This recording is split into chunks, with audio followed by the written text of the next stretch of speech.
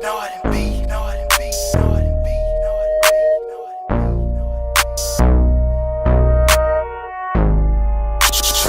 work.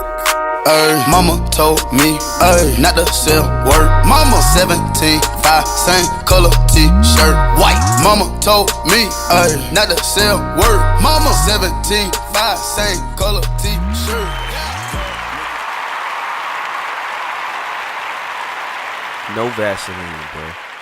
If I'm Magic Johnson this morning, I'm calling the Philadelphia 76ers and I'm telling them I'll give them Kyle Kuzma if they trade me JJ Redick.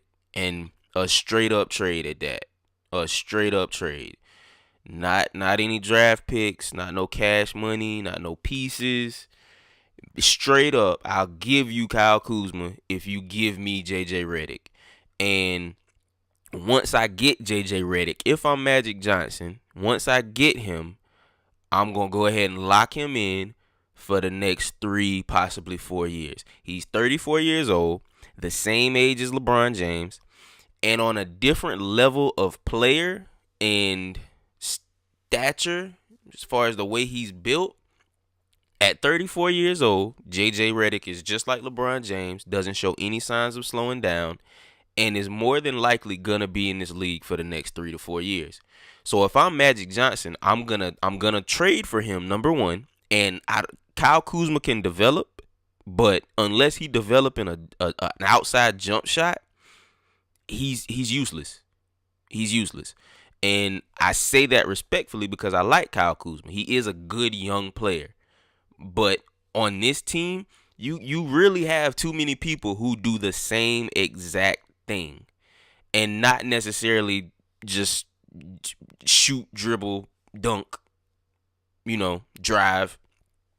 They have 2 players, possibly 3, Kyle Kuzma, Brandon Ingram,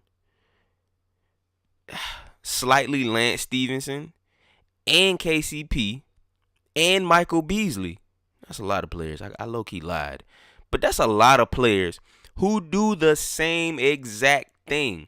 And we saw last night that LeBron has no shooters around him.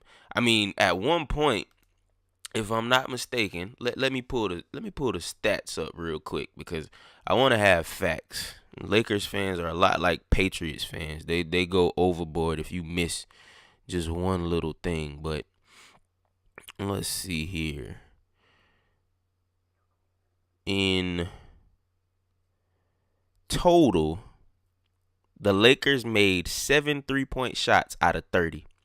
LeBron James ain't winning a lot of games with the team shooting 7 for 30 from 3 because his game is predicated off of driving to the basket, dish it out. Key reason why I'm saying give up Kyle Kuzma. He's young, I get it, but if you're gonna make this a process, you need to go ahead and get this started now. You bring in JJ Redick, go ahead and let him start to try and gel with LeBron's playing style, with Rondo's playing style. You got 2 people on that team who can feed JJ Redick. Last night, JJ only had 10 points in their win against Philadelphia. Now, he went 1 of 3 from the 3-point line, but Philadelphia's game isn't necessarily predicated off shooters either, so he only made 3 attempts. He only took 3 attempts. But you look at a Lakers team last night that attempted 30 and only made 7. If JJ was on that team and was in that mix of attempting 30, he would have made more than just 1 shot. The team would have made more than just 7 total out of 30. That's a disgrace, man. That's a disgrace. If you a Laker fan, you should be upset this morning because you have to look at this for the next year, the next 81 games. You got to look at this and possibly, a slim chance if they make it to the playoffs, you're going to have to look at it a little bit more. But overall, the Lakers they're in trouble. Like, they're in trouble. Magic need to get some shooters, and the first one I'm going to go after is going to be JJ Redick. The reason I don't say Kyle Korver is because Kyle Korver is timid. JJ Redick is a dog. I don't care what you say. JJ Redick a dog. You put him on the right team, and this would be the right team for him. That's the first move that Magic needs to make is get rid of Kyle Kuzma because you got other players that can do the same thing he does. They may not be as young, but I mean, you need experience. LeBron can't play with no young kids, and these boys is kids. If you want to win, I mean, of course you're not gonna win it this year. Like at one point, Portland low key let me down because I thought they were giving up the game, but you know, Dame Lillard did what he do, man. Dame Lillard is he's a superstar. I feel like it's because of the market that he in. He don't get the respect that he deserves or that he has earned over the last couple years. Cause Dame ain't a second year player no more. He been around the block a few times at this point. But just think about some of these stats, right? So LeBron led with 26 points, 12 rebounds, 6 assists. That's typical LeBron. That's a typical LeBron game. Brandon Ingram had 16 and 4. JaVale McGee 13 and 8 in 21 minutes. I ain't mad at that. I just hope you Laker fans don't get used to that. Then Kyle Kuzma had 15. Josh Hart came off the bench, played 27 minutes, and had 20 points and 4 rebounds. Josh Hart. And then the savior, Lonzo Ball, only played 19 minutes, 7 points, 4 rebounds. I'm ready to hear what LeVar got to say about that. I said at the beginning of the season that they needed to let Rondo run this show because it's going to be necessary. Now, Lonzo is coming off of an injury, so it makes sense why he's not playing as much as he probably would normally or would have when this season started. But it's going to be a long one, man. They need to get LeBron some shooters if they plan on going somewhere. Magic needs to start making these type of moves. But he doesn't need to make these type of moves for just completely young players. I mean, he has veteran talent around LeBron in a certain respect. Like, Rondo is a vet. JaVale McGee, whether his playing style says so or not, he's a veteran in the league at this point. Michael Beasley has been here for a while. He has not always been the best player, been in the spotlight, but he has been here for a while. He has some players on this team that are not first, second year players. Now, there are a lot of those on this team, but even them, they did not get to play. Lance has been around the block for a minute now. Like, Lance is he's not a rookie, but they're just signings that don't make sense at all. And Magic needs to take the sword for that one. Like, he needs to have his head cut for that one. Now, it wasn't really much out there he could go get, but I feel like it was some different type of moves he could have made. Like a JJ Redick trade.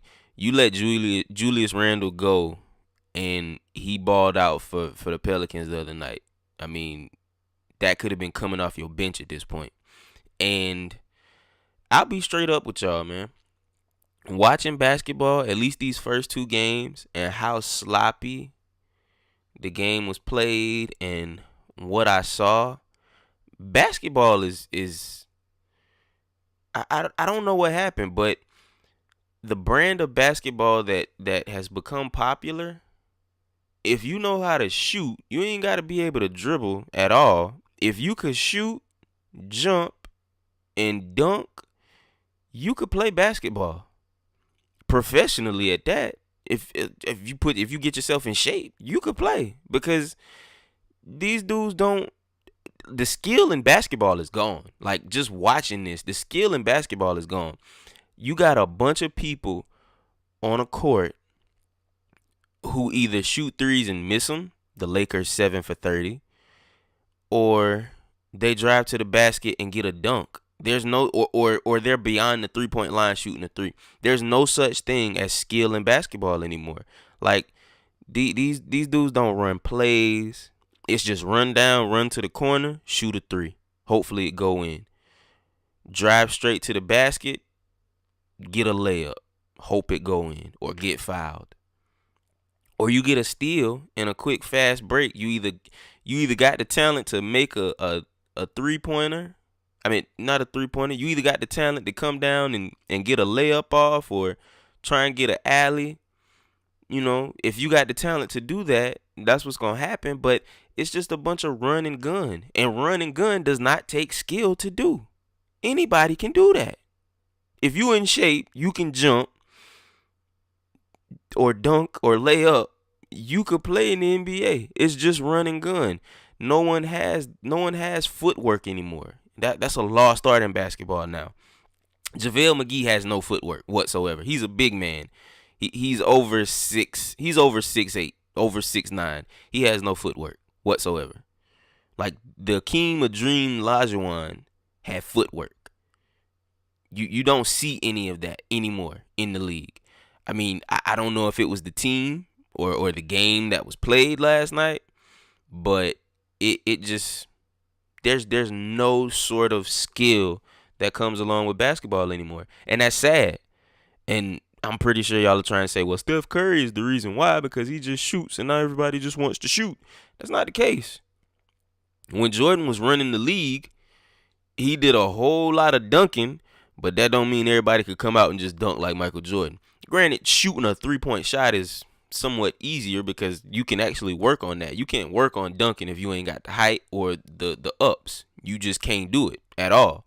But you look at seriously, sit down and look at the way this game is played now. It's crazy. If you run, you could jump, you in shape, you can play basketball. That's it. That's it. You legit don't have to practice. If you get a repetition for playing what you need to do, what you're supposed to do, you can play. And a tangent that I could go on at a later time, it's all because the money's so big and a lot of these kids are only staying 1 year in college. They stay 1 year in college. They don't learn the game. They don't learn the skill because it's super easy to run down, go into the corner, and wait for a pass to get a 3-point shot off. It's just I can't deal, man. I can't deal. Now I love the game, and I'm gonna continue to watch, but that's just gonna give me more reason to talk about just how big of bums this generation's basketball players are. Now there's still greatness out there, but overall, it's a bunch of bums on the court. It's just a bunch of bums on the court. Now, I'm going to get off the Lakers because I'm going to watch a lot of their basketball this year just so I can respect the greatness of LeBron James. I'm going to criticize him too at the same time. Don't get me wrong. I'm going to criticize LeBron because you didn't make a move for basketball. You did it for your pockets, man. And it's going to show. It's going to show. You did it this year for your pockets. You ain't chasing rings no more. But aside from that, the one, maybe two takeaways from last night, Philadelphia going to be all right. Philadelphia going to be all right. They going to be top 3 in the East this year. More than likely, Boston going to be number 1, Toronto number 2. Or Boston and Toronto going to trade 1 and 2. Back and forth. JJ Redick needs to be on the Lakers. Philadelphia is going to have to lose him. Give them another good player. I hope Markelle Fultz does not have the Derrick Rose syndrome where he's scared to go all out or completely just play his game because he thinks he may get hurt.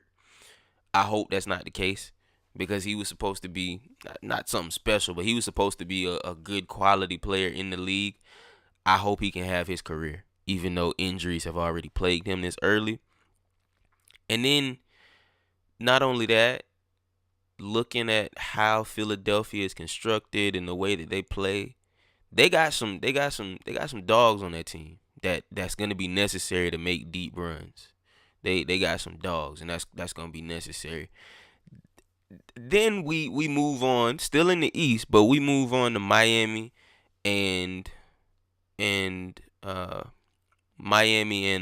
Washington. That was a good game. It was a good game. It was tight. John Wall came out, scored 26 points, had 9 assists, which is a good game. And it's funny, John Wall had to get him some Iverson braids to start playing better. But he wasn't injured coming off this offseason. He ain't hurt right now. He looked like he in good shape. So I ain't gonna go too hard on John Wall. But I mean they lost on it was like an effort play what really lost them the game. But John Wall still got some stuff to prove this year. He got something to prove this year because it's time. It's kind of past time, but it's time this year. Like he got to do something. And then the last but not least is, did all this talk about the Lakers. Portland played inspired basketball last night.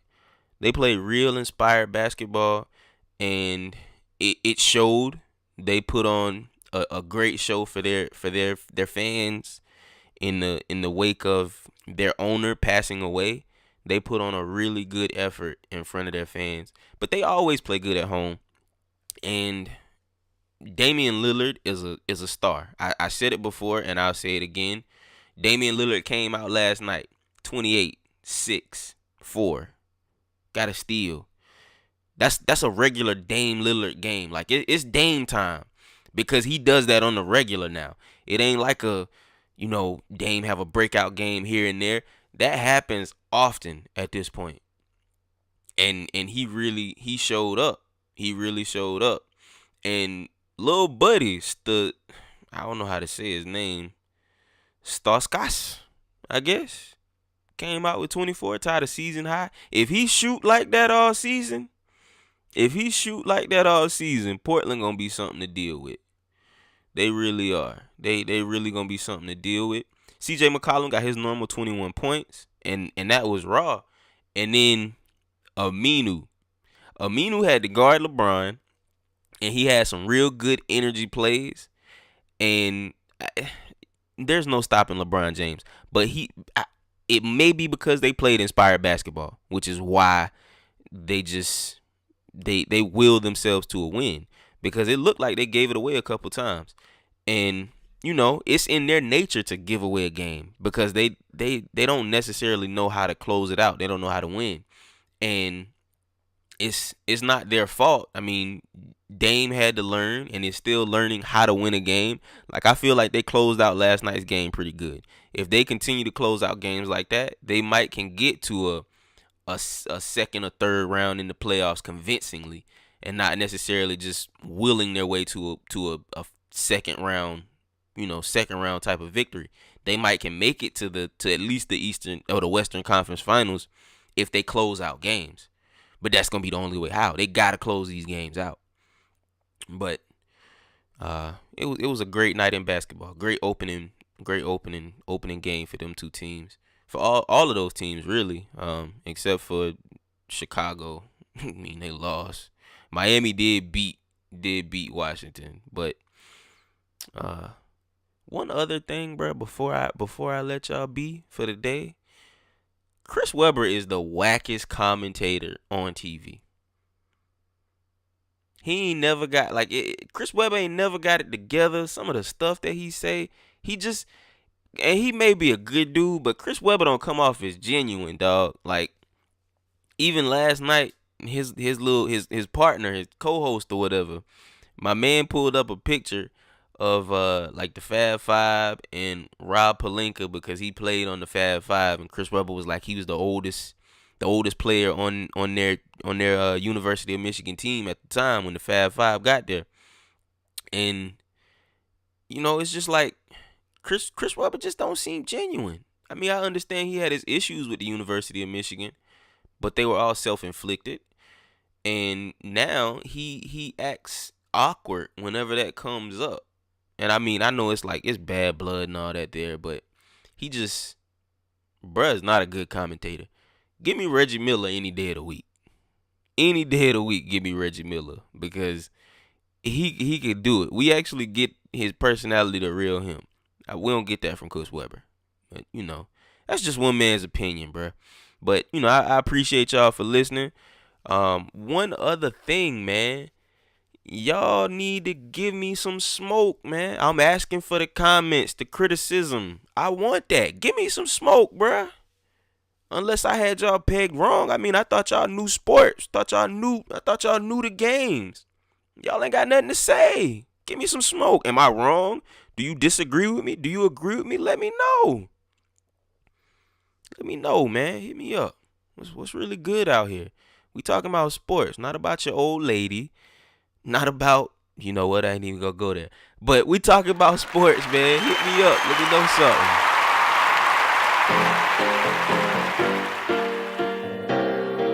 I just want to say thank you to every hater. Thank you. Every other city I go, I appreciate it. From the bottom of my heart. No more. I mean that. Wake up every morning, I pray. I didn't